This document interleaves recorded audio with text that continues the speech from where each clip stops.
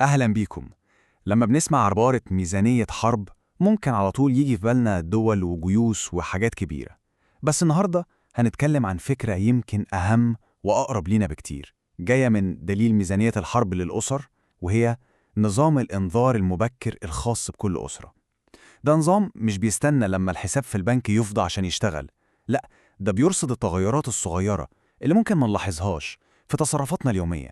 الإشارات دي لو فهمناها بدري ممكن جدا تكون هي خط الدفاع الأخير اللي بيحمينا من أزمة كبيرة. طيب خلينا نبدأ بالسؤال المحوري. إمتى فعلا بيبدأ الانهيار المالي لأي أسرة؟ يعني إيه هي نقطة البداية الحقيقية؟ معظم الناس ممكن تقول ببساطة لما الفلوس تخلص، بس الحقيقة إن الإجابة دي مش بس ناقصة، دي ممكن تكون مضللة. الخطر الحقيقي بيبدأ قبل النقطة دي بكتير قوي. شوفوا الفرق ده. الفكرة اللي في دماغنا دايما إن الأزمة هي لحظة معينة، لحظة من رصيد يوصل صفر. بس في الواقع، واللي بتأكده دراسات كتير في سلوك الإنسان وقت الأزمات، القصة مختلفة تماما. الخطر الحقيقي مش بيبدأ لما الفلوس تخلص، الخطر بيبدأ لما سلوكنا وتصرفاتنا تبتدي تتغير عشان نحاول نتأقلم مع نقص الفلوس ده. وهنا بيجي دور اللي بنسميه نظام الإنذار المبكر الأسري. ده مش كشف حساب بنك، ده أقرب ما يكون لرادار بيرصد التصرفات. النظام ده وظيفته يرصد اللحظة بالظبط اللي الأسرة بتبدأ فيها من غير ما تحس إنها تاكل من مستقبلها عشان بس تعدي النهاردة. اللحظة اللي بنبتدي نضحي فيها بأصول مهمة لبكرة عشان نسد فجوة صغيرة مؤقتة النهاردة.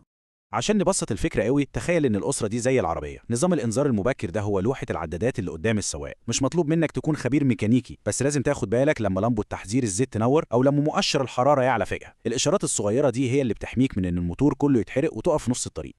تمام. خلينا بقى ندخل في الموضوع على طول ونشوف إيه هي العدادات والمؤشرات الأساسية اللي لازم عينينا تكون عليها في لوحة التحكم بتاعة الأسرة دي. دي المجالات الرئيسية اللي بتبان فيها أول علامات الخطر: الأكل، الديون، مصاريف الصحة والتعليم، الأصول اللي بتدخل فلوس، استقرار السكن، وأخيراً اللجوء لتصرفات فيها مخاطر. أول وأصدق وأسرع عداد بينور هو الأكل. منظمات الإغاثة العالمية بتستخدم مؤشرات دقيقة جدا عشان تقيس النقطة دي، والفكرة بسيطة ومهمة قوي. الإنذار الحقيقي مش لما التلاجة تكون فاضية خالص، لا، الإنذار بيبدأ لما نوعية الأكل اللي بنشتريه تتغير للأسوأ، أو لما نضطر نقلل كمية الأكل، أو نفوت وجبة أساسية. دي أول علامة واضحة إن الأسرة دخلت في مرحلة التكيف السلبي مع الوضع. وفكرة التكيف السلبي دي للأسف مش حاجة نادرة أو استثنائية، ده واقع منتشر جدا. تقرير للمفوضية السامية لشؤون اللاجئين في مصر سنة 2024 لقى إن 88% من الأسر اللي شملها المسح اضطرت تستخدم استراتيجيات تكيف سلبية. الرقم ده ضخم، معناه إن تقريبا 9 من كل 10 أسر لجأت للأساليب دي، وده بيورينا إن السلوكيات دي هي رد الفعل شبه التلقائي تحت الضغط، وعشان كده رصدها مهم جدا. وطبعا الموضوع مش أكل بس. لما الأسرة تلاقي نفسها بتبدأ تستلف عشان تغطي مصاريف الأكل والشرب، أو تبتدي تأخر دفع الإيجار، أو تاخد من الفلوس اللي كانت متشالة للدواء أو لمصاريف النظافة عشان تشتري أكل، كل دي لمبات إنذار بتنور وبتقول إننا دخلنا مرحلة اسمها مرحلة الضغط. بس هنا في نقطة مهمة قوي، مش كل لمبات التحذير زي بعضها. في فرق كبير بين إن الأسرة تكون تحت ضغط وبين إنها تكون في أزمة حقيقية. المنظمات الإنسانية المتخصصة زي شبكة كالب بتقدم إطار عمل واضح عشان نفهم الفرق ده. الإطار ده بيقسم استراتيجيات التكيف لثلاث مستويات. المستوى الأول هو الضغط. دي حلول مؤقتة ممكن نتراجع عنها بسهولة، زي إننا نشتري نوع أكل أرخص شوية. المستوى الثاني وهو ده الأخطر هو الأزمة.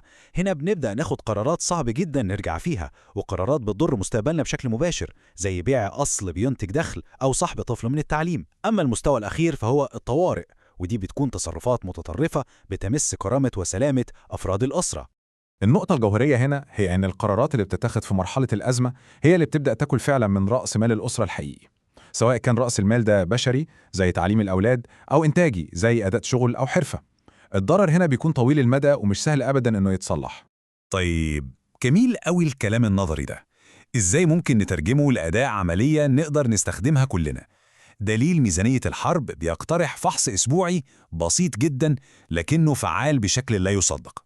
الأداة العملية هي الفحص الأسبوعي ده. الفكرة إن مرة كل أسبوع نقعد مع نفسنا ونسأل ال10 أسئلة اللي قدامنا دي بمنتهى الصراحة. بصوا عليها كويس.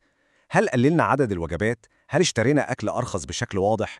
شوفوا السؤال رقم 3 ورقم 4. هل ظهر دين جديد أو سحبنا فلوس من بند الصحة؟ أو السؤال المهم أوي رقم 7، هل مجرد التفكير في بيع أصل منتج حصل الأسبوع ده؟